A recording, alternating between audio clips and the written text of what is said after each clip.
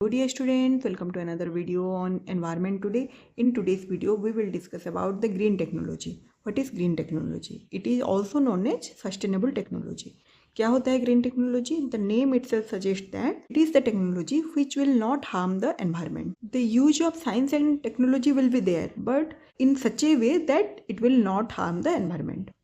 Environment friendly products बनाना या फिर उस सर्विसेज को यूज करना, ये सब होता है ग्रीन टेक्नोलॉजी के अंदर, और इससे कम से कम इम्पैक्ट पड़ता है एनवायरमेंट में. To avoid the harmful impact on the environment, the green technology is adopted. Green technology के बहुत सारे एरियाज है. First is renewable energy. इसमें आता है solar energy, wind energy, hydro energy and geothermal energy, जिससे एनवायरमेंट में कोई असर नहीं पड़ता, या फिर जो नॉन रिन्यूएबल एनर्जी है उसका सोर्स भी खत्म नहीं होता. सो रिन्यूएबल एनर्जी को बढ़ावा देना ग्रीन टेक्नोलॉजी के अंदर ही आता है.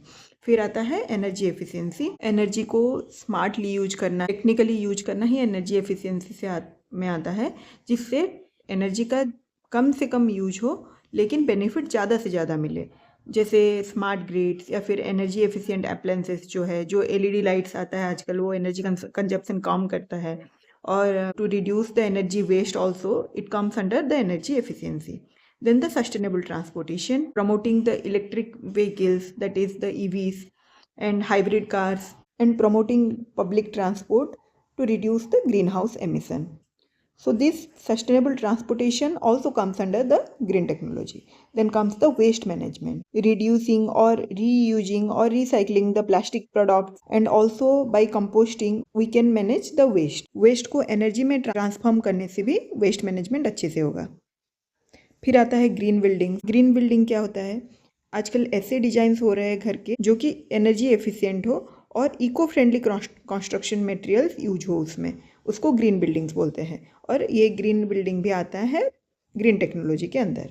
फिर आता है water purification by distillation, advanced filtration and waste water recycling. Water purification is done and it will lead to control the water pollution.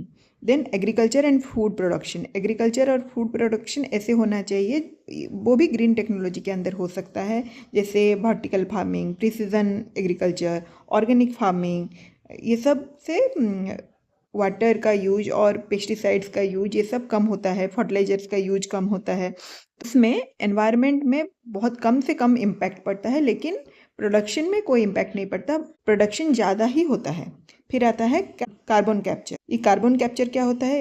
ये एक टेक्नोलॉजी होता है जिसमें CO2 को कैप्चर एंड स्टोर किया जा सके. और हम लोग जानते हैं कि कार्बन डाइऑक्साइड एक ग्रीन हाउस गैस है, इसके कम होने से एयर पोल्यूशन भी कम होगा. तो ये कार्बन कैप्चर भी आता है ग्रीन टेक्नोलॉजी के अंदर. यही सब है, ये सब मेन एरियाज है ग्रीन टेक्नोलॉजी के. And what are the benefits of green technology? It will ultimately cause the environmental protection, economic growth and energy independence. Also it will improve the public health. ये green technology एक sustainable method है जिसमें growth तो होगा लेकिन environment में बहुत कम से कम असर पड़ेगा. एनवायरनमेंट में बहुत कम से कम असर पड़ेगा और उसके चलते एनवायरनमेंट का प्रोटेक्शन भी होगा, इकोनॉमिक ग्रोथ भी होगा कंट्री का, और एनर्जी इंडिपेंडेंस होगा. नॉन रिन्यूएबल एनर्जी का सोर्स प्रिजर्व होके रहेगा और पब्लिक हेल्थ को भी ये अच्छा रखेगा. This is all about the green technology. If you want any other video on any particular topic then do comment me below, and if you like my video then like, share and subscribe. This is all for today. Thank you.